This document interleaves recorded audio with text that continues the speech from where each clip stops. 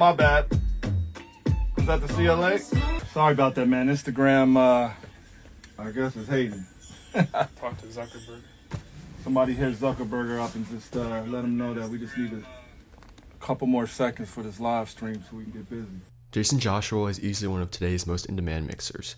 He has probably worked with every single hip-hop, pop, and R&B artist you've ever heard of. Recently, he went live on Instagram and broke down his new God Particle plugin piece by piece. This is the only plugin he's been using on his mixbus for the past 2 years. I've been God Particle for the past 2.5 years, inside the box, completely. Heavier than I ever been. You can go back to the previous mixes and see how much lower and rounder the low end is. In this video, I chopped up some of the clips from the Instagram live and just extracted some of the gems of him talking about how he uses this plugin to get an enormous sounding mix.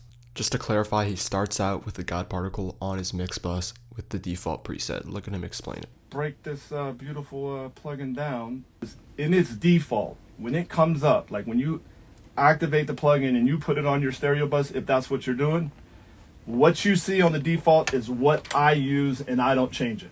I leave it at 100 and I don't even look at it because it's basically going to tell me what I'm doing wrong under the hood. So now let's get to the God Particle. So you got the input over here. This is very, very important. These two things are the input and the output, or the limiter per se, are very important to get your sound that you're looking for. Like I said, mine's defaulted, so I'm ready to go. And when I say defaulted, I mean everything is in, including the limiter. A lot of people have a misconception to put the limiter on after the mix, but that's never been the case for people like myself and some of my friends who are pretty much upper echelon mixers. We all start with whatever we have on the stereo bus in gate. Like, why would you put on the limiter after when the limiter's, you know, your biggest problem on taking your transients away and making your record sound smaller? If you have your limiter doing most of your heavy lifting, meaning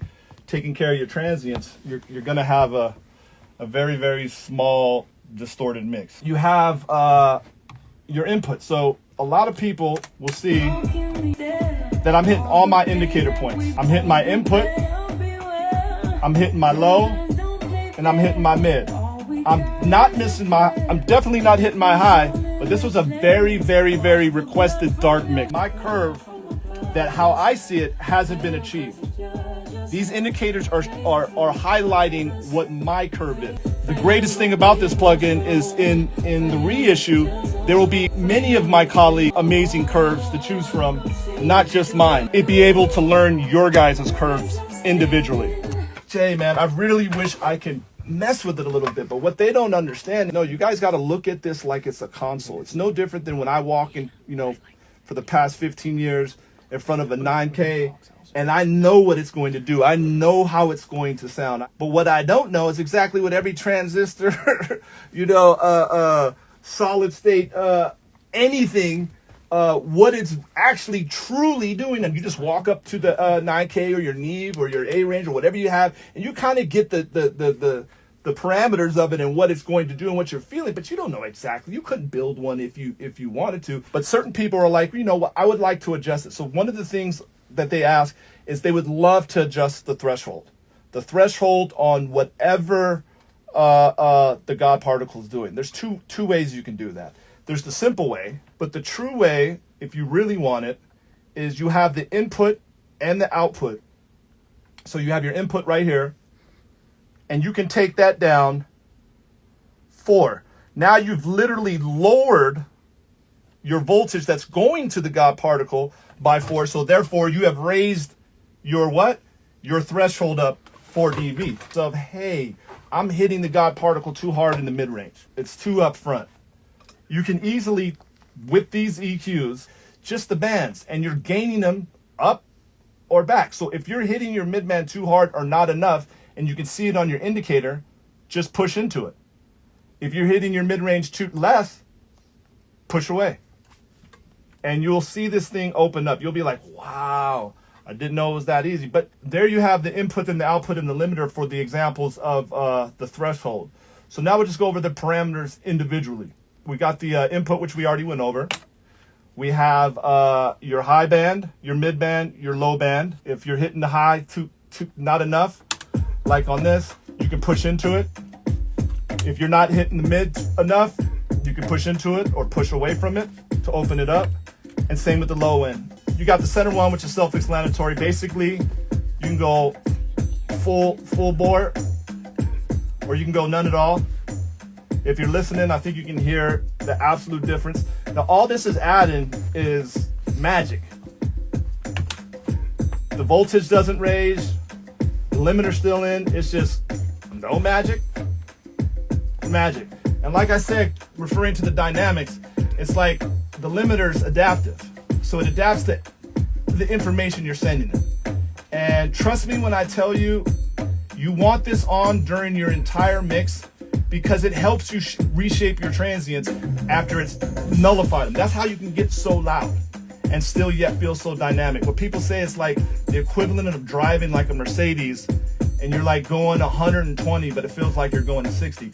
You're loud and you look at your lust, but you're like, it doesn't feel loud. It doesn't sound like it's trying to be loud. And then, you know, we go back to the right side, which is your indicators, which also show you exactly what it's taken away in each band. As you can say, you'll rarely see the upper band being truly, I guess you can say, reshaped, because transients are so very important to me. And most of your voltage, as we already know, is in your low and your low mids. The side chain.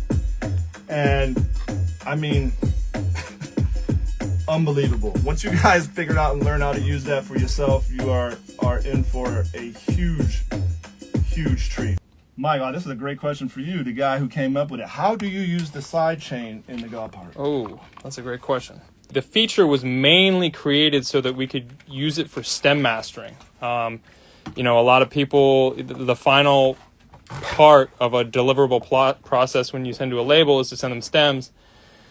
And by basically allowing yourself to like route the pre-gob particle signal to the external sidechain in Pro Tools, and if you use Audio Suite in Pro Tools, you can render the gob particle processing onto all of your stems so that when you play it back, the stems 99% phase cancel with the original master. So you basically get identical playback with just pure audio files. Imagine I'm not at Cat House Studios. I'm in you know, a studio that I'm not very familiar with, and I'm like, you know what? I love the way that this mix sounds. It sounds really good. But how do I know for sure that this room's telling me the truth? I know for sure because I'm hitting my indicator lights. I'm hitting the God particle in its sweet spot. And that's what people have to understand, especially the low band and the mid band. That is going to be your indicator of if you have a heavy warm mix. Now the high one is, if you see yourself going over it, then you're way too spicy.